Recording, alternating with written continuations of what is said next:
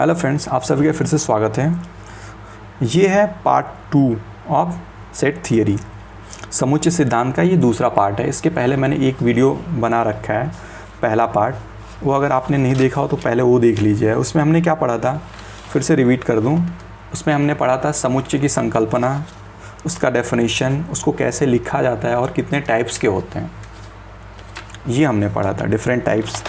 आज हम देखेंगे, शुरुआत करेंगे उप समुच्चय क्या होता है। सबसेट बोलते हैं, सब सेट का उप समुच्चय। यदि कोई दो समुच्चय ऐसे हों कि एक का प्रत्येक अवयव दूसरे का भी अवयव हो तो प्रथम समुच्चय को द्वितीय समुच्चय का उप समुच्चय कहते हैं। ये आप गौर कीजिएगा, क्या रहा है।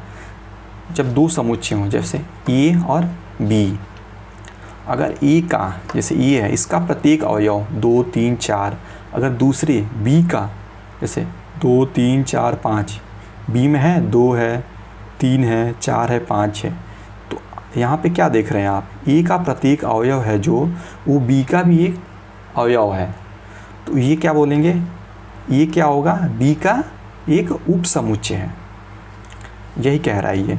इसे किसे डिनोट करते हैं, यू उल्टा होता है थोड़ा साइड में, इसको राइट हैंड साइड में रोटेट किया या लेफ्ट हैंड साइड में। तो यहाँ ए का प्रत्येक अवयव बी का भी सदस्य है, ए का प्रत्येक अवयव बी का भी अवयव है, तो इसे क्या बोलेंगे, A is a subset of B.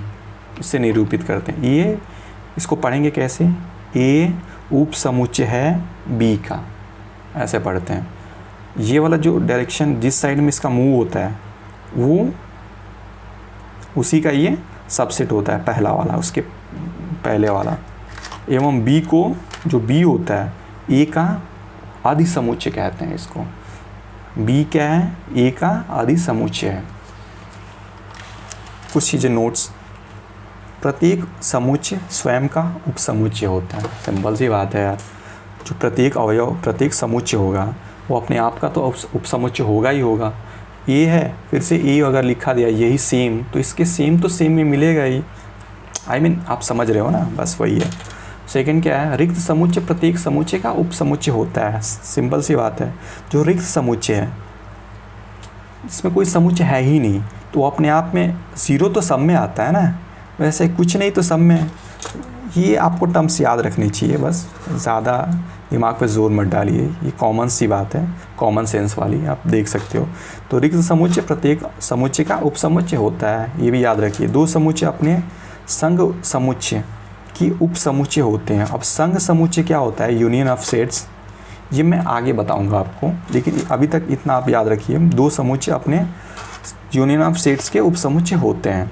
सर्वनिष्ठ समुच्चय, इंटरसेक्शन ऑफ सेट्स, दोनों समुच्चयों तथा उनके संघ समुच्चयों का उपसमुच्चय होता है। सर्वनिष्ठ समुच्चय, ये भी मैं आप आगे हम देखने वाले हैं अभी थोड़ी देर में, तो तब तक के लिए आप बस इतना याद रखिए, ये वाला टर्म। ये काफ़ी इंपॉर्टेंट नोट्स हैं, आपको याद रखें, डायरेक्टली एग्जाम में पूछता है। यदि समुच्चय ए समुच्चय बी का उपसमुच्चय नहीं है तो इसे कैसे डिनोट करते हैं, जैसे एलिमेंट को कैसे ई से डिनोट करते थे, उसको कट मार देते थे नहीं के लिए, वैसे ये है सबसेट का ये सिंबल ये है, इसको नहीं है इसको कट मार देंगे। A is not a subset of B, ऐसा पढ़ेंगे इसको। अर्थात ए है, जो समुच्चय ए है, बी का उप समुच्चय नहीं है, इसको पढ़ना हो तो ऐसे बोलेंगे।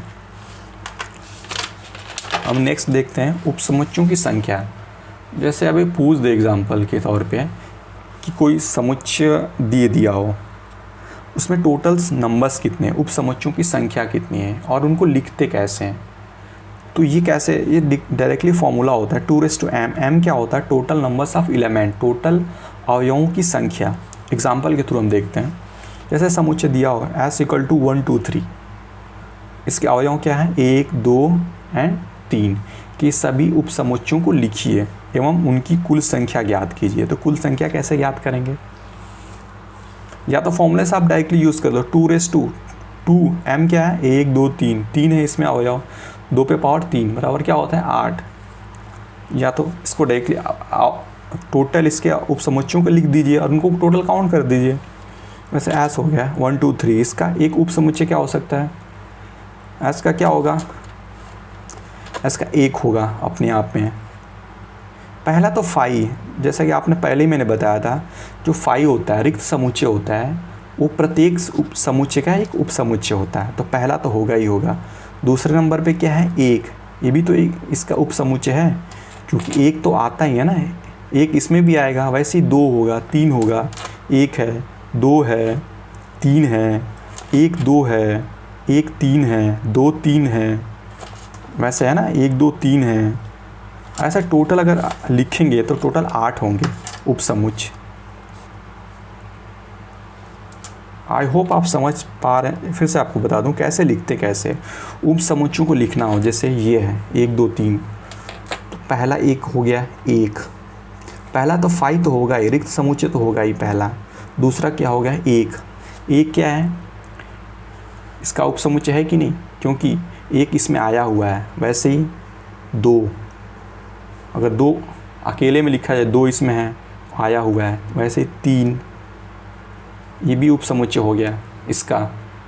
अब 1 2 3 तो हो गया अलग अलग, अब 2 को एक साथ लिया जाए, 1 2, ये भी एक उप समुच्चय है, क्योंकि 1 2 इसमें भी आया हुआ है। 1 3 ले लिया जाए, 1 3, ये भी इसमें आया हुआ है। अब 2 3, 2 3, ये भी इसमें आया हुआ है। तो कितनी संख्याएं हो गई? 1 2 3 4 5 6 7।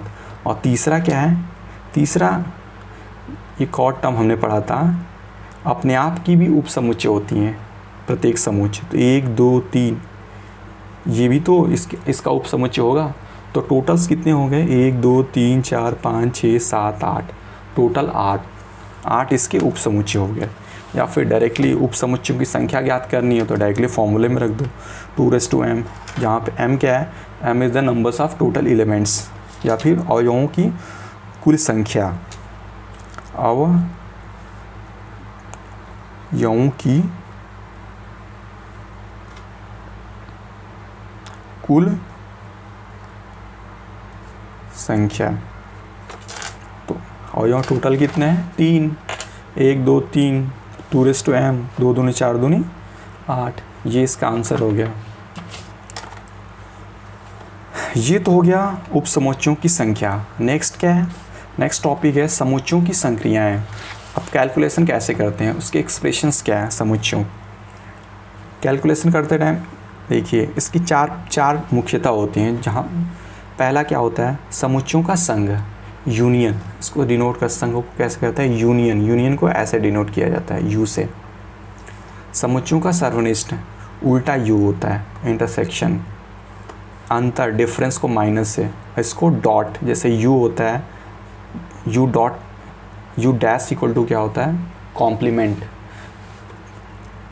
इस सेमेस्टर में 2 ही चीज़ें, यूनियन और इंटरसेक्शन, 2 ही को हमें पढ़ना है।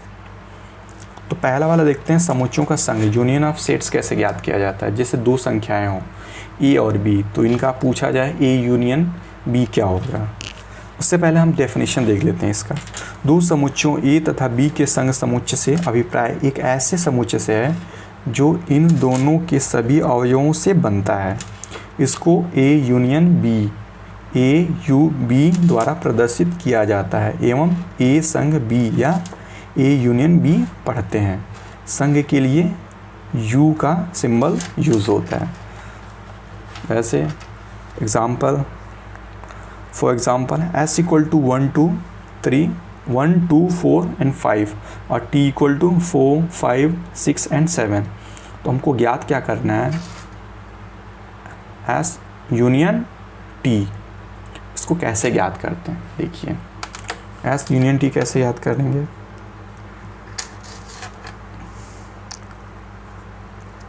वन 2 4 5, ये s हो गया यूनियन, और t में क्या है?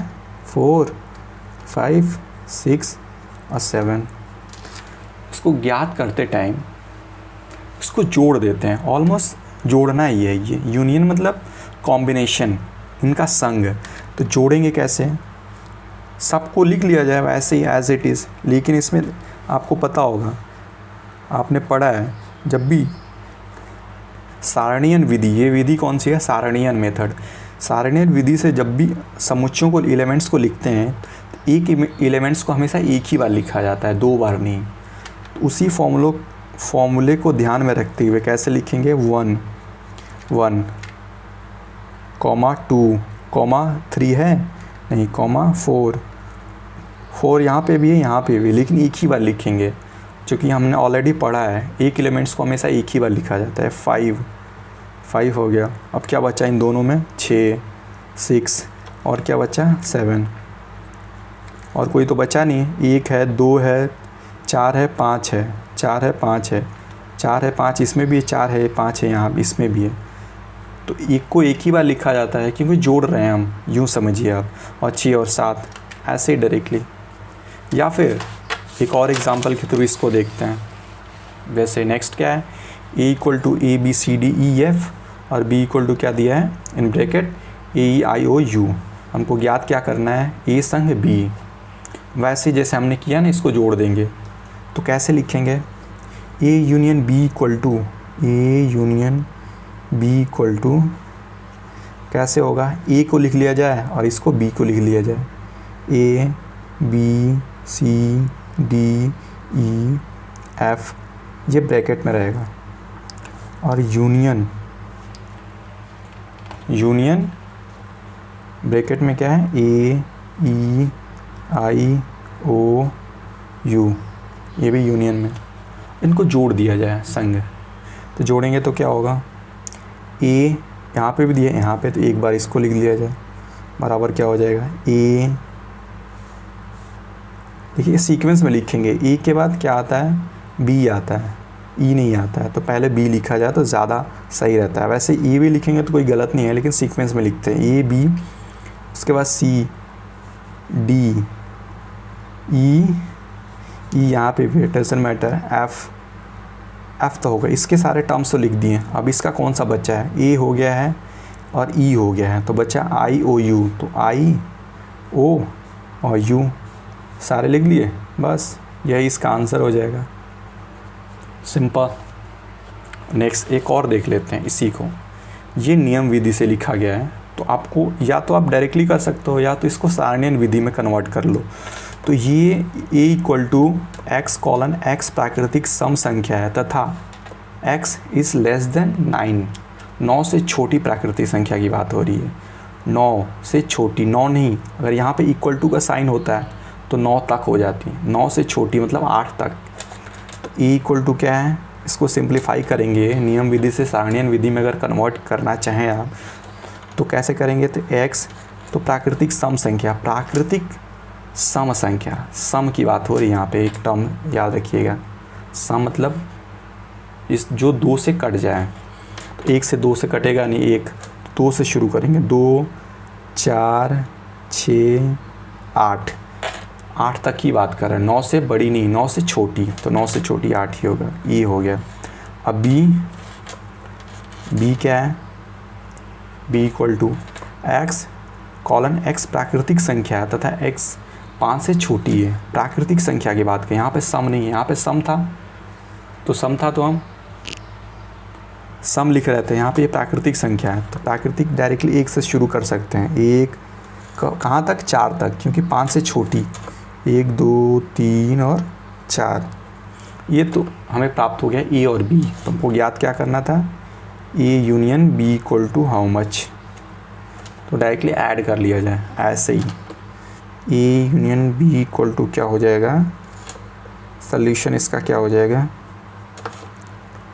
A, यहाँ पे A लिख दिया जाए, 2 4 6 8, यूनियन यहाँ पे B का वाला कितना है, 1 2 3 4। अब डायरेक्टली इसको जोड़ दिया जाए, प्रत्येक एलिमेंट्स कम से कम एक बार आनी चाहिए और सब आने चाहिए। तो 1 से शुरू करते हैं, 1 2 3 4 5 नहीं है ना इसमें, 6 और 8।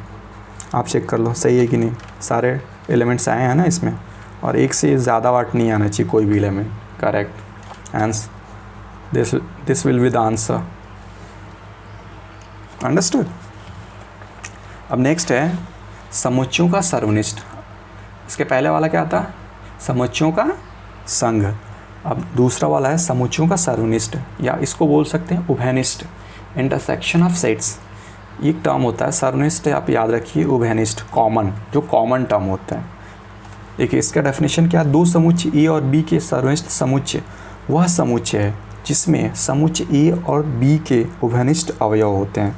ये इंपॉर्टेंट चीज़ है। उभयनिष्ठ अवयव जो कॉमन एलिमेंट्स होते हैं, इनको ई और यू का उल्टा जो ये साइन होता है, ए इंटरसेक्शन बी द्वारा निरूपित किया जाता है। इसको ए सर्वनिष्ठ बी पढ़ते हैं। इसके लिए चिन्ह ये वाला उल्टा यू का प्रयोग किया जाता है। फॉर एग्जाम्पल से समझते हैं। ए इक्वल टू कितना दिया है? Set A equal to in bracket 2 4 6 9 और सेट बी इक्वल टू 6 8 10 और 12। हमको याद क्या करना है? A intersection B. तो कैसे हम लिखेंगे? ए वाला टर्म पहले लिख लेंगे। ये वाला कितना है? सॉरी, इसमें डायरेक्टली हम लिख दे रहे हैं 2 4 6 8, ये हो गया। और बी वाला ये सिंबल है इंटरसेक्शन का, सर्वनिष्ठ का। बी वाला टर्म 6 8 10 12। अब हमको देखना है सर्वनिष्ठ मतलब उभयनिष्ठ। इन दोनों में कॉमन जो टर्म्स होते हैं, जो कॉमन एलिमेंट्स है, वही इसका आंसर होगा। इसका मतलब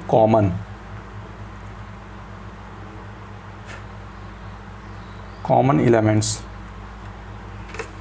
इसमें कॉमन एलिमेंट्स कौन सा है? 2 इसमें है, इसमें नहीं है। 4 इसमें है, इसमें नहीं है। 6 हाँ 6 दोनों में है। 8 दोनों में है। करेक्ट। तो 6 और 8 आप देख पा रहे हैं, 6 और 8 ही बस ऐसे अवयव हैं जो दोनों में है। तो यही इसका फाइनल आंसर हो जाएगा। A intersection B equal to, ये इसका आंसर हो जाएगा। नेक्स्ट एग्जांपल से देखते हैं। एक और एग्जांपल देख लेते हैं। b equal to A B C D और c equal to D E F G. तो हमको याद क्या करना है? b intersection c। तो b वाला हम लिख लेंगे a b c d और इंटरसेक्शन c वाला क्या है? d e f g। को याद क्या करना है? b intersection c। तो b इंटरसेक्शन क्या होगा? इंटरसेक्शन मतलब कॉमन एलिमेंट्स। कॉमन एलिमेंट क्या है? a है इसमें, इसमें नहीं है। b इसमें है, इसमें नहीं है। c इसमें है, इसमें नहीं है। d हाँ d दोनों में है। तो यही इसका आंसर हो जाएगा। a intersection b intersection c equal to क्या हो जाए? d, जो कि एक ये क्या है? एकल समुच्चय है ना, लिख सकते हैं आप, जो कि एक एकल समुच्चय है। यही इसका आंसर हो जाएगा। This will be the answer. I hope आपको इंटरसेक्शन ऑफ सेट्स और यूनियन ऑफ सेट्स अच्छे से समझ में आ गया होगा। मिलते हैं नेक्स्ट वीडियो में, तब तक के लिए धन्यवाद।